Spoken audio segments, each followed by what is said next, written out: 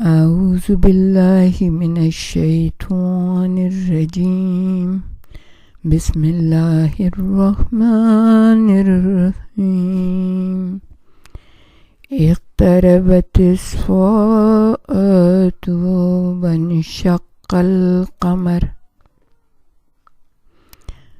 وإن يروا آیات یعرضوا ویقولوا سحر مستمر وکذبوا واتبعوا اهواءهم وکل امر مستقر وَلَقَدْ جَاءَهُم مِّنَ الْأَنبَاءِ مَا فِيهِ مُزْدَجِرٌ حِكْمَةٌ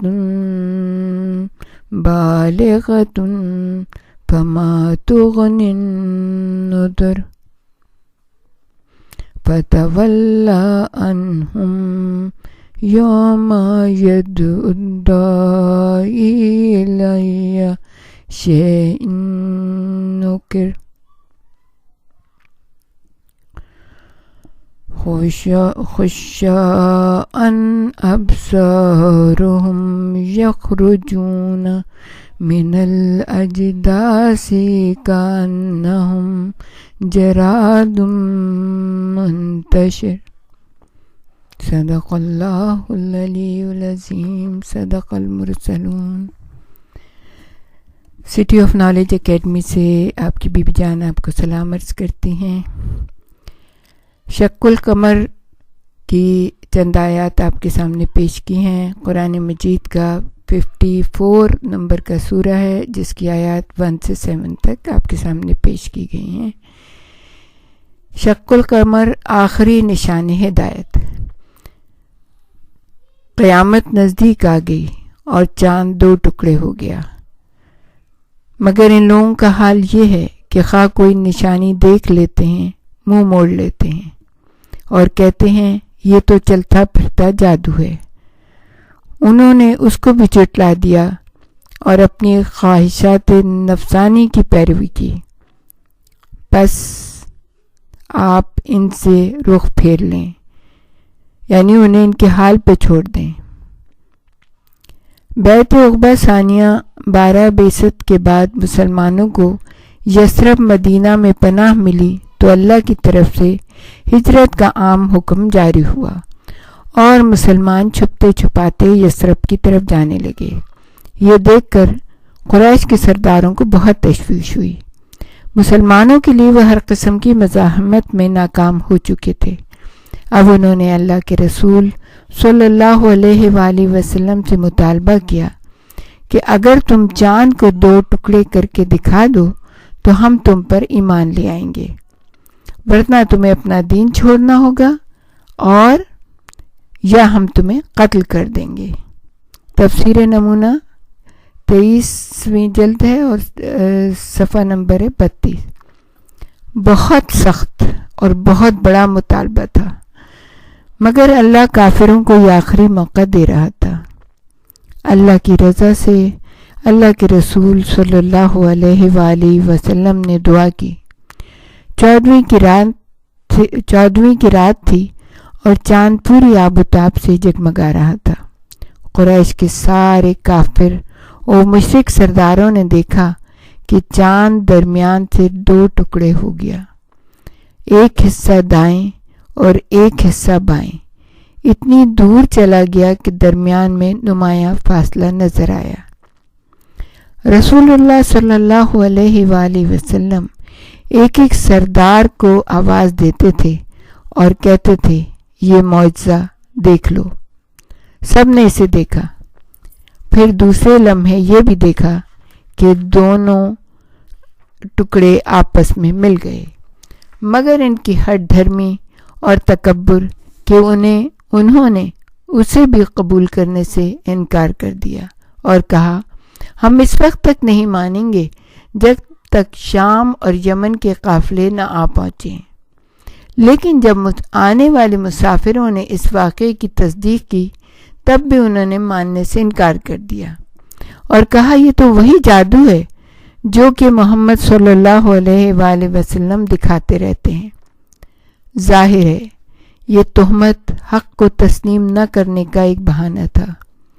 پیغمبر اسلام کی مخالفت یا آپ صلی اللہ علیہ وآلہ وسلم کے دلائل، معجزات کی تکذیب اور قیامت کے انکار کا سبب ان کے اپنے ہوائے نفس کی پیروی تھی۔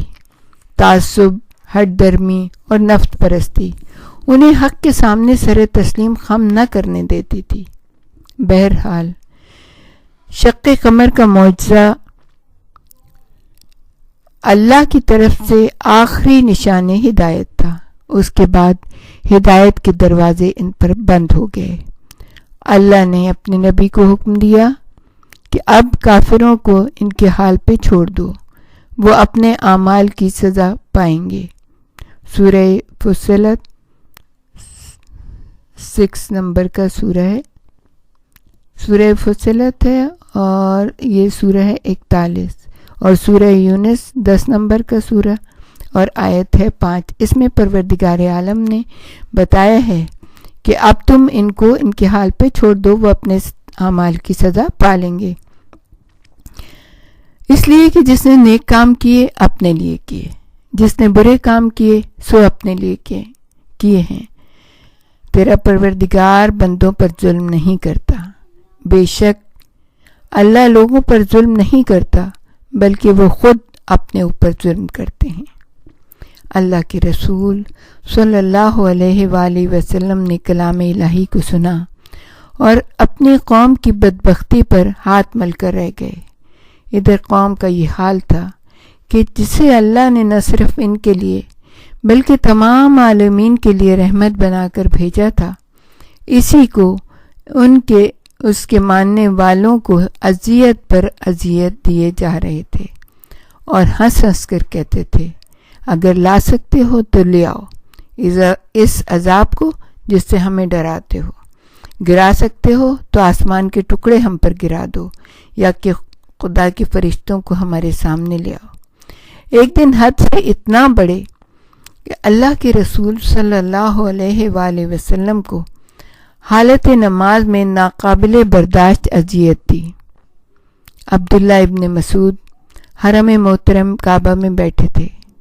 قریش کے رئیس اور رئیس سادے دوسری طرف محفل جمائے بیٹھے تھے۔ اللہ کے رسول محمد صلی اللہ علیہ وآلہ وسلم حرم میں تشریف لائے اور ایک طرف کھڑے ہو کر نماز پڑھنے لگے۔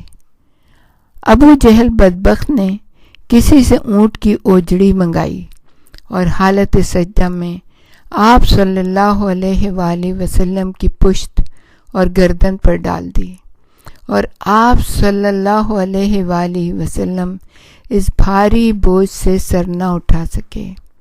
عبداللہ ابن مسعود دیکھ رہے تھے مگر قریش کے ڈر سے اللہ کے رسول صلی اللہ علیہ وآلہ وسلم کی مدد کرنے کی ہمت تک نہ کر سکے۔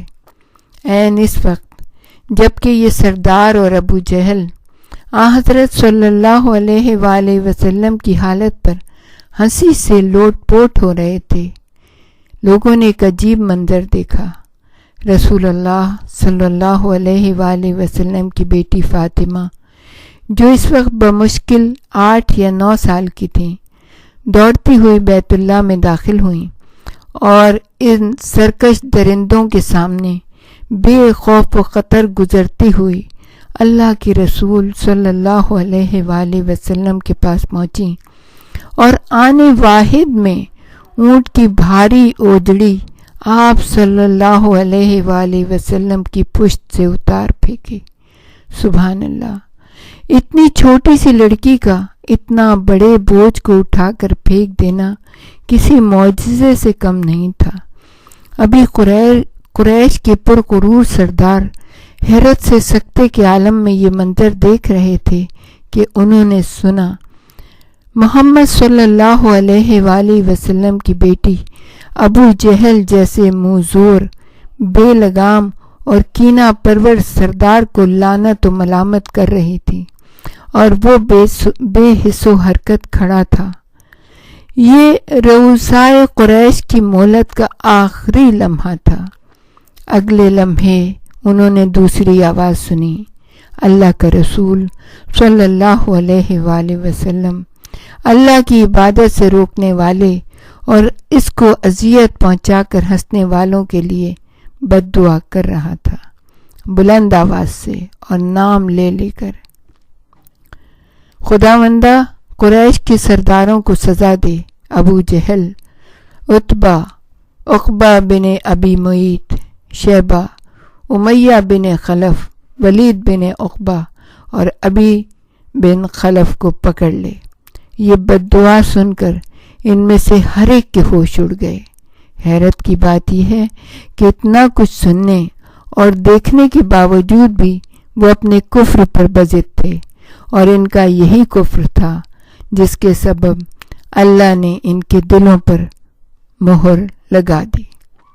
یہ ایک حقیقت ہے کہ 13 سال سے وہ اللہ کے رسول صلی اللہ علیہ وآلہ وسلم سے کہہ رہے تھے کہ اگر جو کچھ تم کہہ رہے ہو وہ واقعی حق ہے تو ہم پر آسمان سے پتھر برس جائیں یا ہم پر دردناک عذاب نازل ہو جائے، اس لیے کہ ہم اس کے رسول صلی اللہ علیہ وآلہ وسلم کی تکذیب کر رہے ہیں۔ لیکن اللہ نے اس کے باوجود ان پر عذاب نازل نہیں کیا، اس لیے کہ اللہ کے رسول صلی اللہ علیہ وآلہ وسلم اور مومنین ان میں موجود تھے اور حق کی طرف دعوت کا سلسلہ جاری تھا، لہذا کفار کے پرغرور سرداروں کو مہلت دی جاتی رہی۔ اور پروردگار عالم نے کہا، اے رسول، جب تک آپ ان کے درمیان ہیں ان کو عذاب نہیں دیا جائے گا، اور جب تک یہ استغفار کرتے رہیں گے ان کو عذاب نہیں ملے گا۔ لیکن اب چونکہ انہوں نے مسجد حرام کا راستہ روکا تھا، اللہ کے رسول صلی اللہ علیہ وآلہ وسلم کو اللہ کے گھر میں اس کی عبادت اور عین سجدے کی حالت میں اذیت دی تھی، سو اب جو کچھ کرتے رہے ہو اس کی پاداش میں اللہ کے عذاب کا مزہ چکھو۔ کفار و قریش سمجھتے تھے کہ عذاب صرف آسمان سے پتھروں کی شکل میں دیگر قوائے فطرت کی پہچان ہی کی شکل میں آیا کرتا ہے، مگر یہاں انہیں یہ بتایا گیا کہ جنگ بدر میں ان کی فیصلہ کن شکست، جس کی وجہ سے اسلام کے لیے زندگی اور قدیم نظام جاہلیت کے لیے موت کا فیصلہ ہوا ہے، دراصل ان کے حق میں عذاب بھی تھا۔ سورہ دخان آیت کا نشان ہے 16، سورہ دخان 44 نمبر کی سورہ ہے۔ وہ وہی بطشۃ الکبریٰ تھا، یعنی بڑی پکڑ یا بڑے عذاب کا دن تھا جو اللہ نے ان کے لیے مقرر کر دیا تھا۔ جنگ بدر کے دن مقابلے سے پہلے اللہ کے رسول صلی اللہ علیہ وآلہ وسلم نے خبر دی تھی، یہ قریش کی تباہی کا دن ہے۔ اس میدان بدر میں اس جگہ ابو جہل کا مقتل ہے، یہ عقبہ کا ہے، یہ عتبہ کا ہے، یہ ابی کا ہے۔ آپ بتاتے جاتے تھے جہاں پہ بدر کے میدان میں۔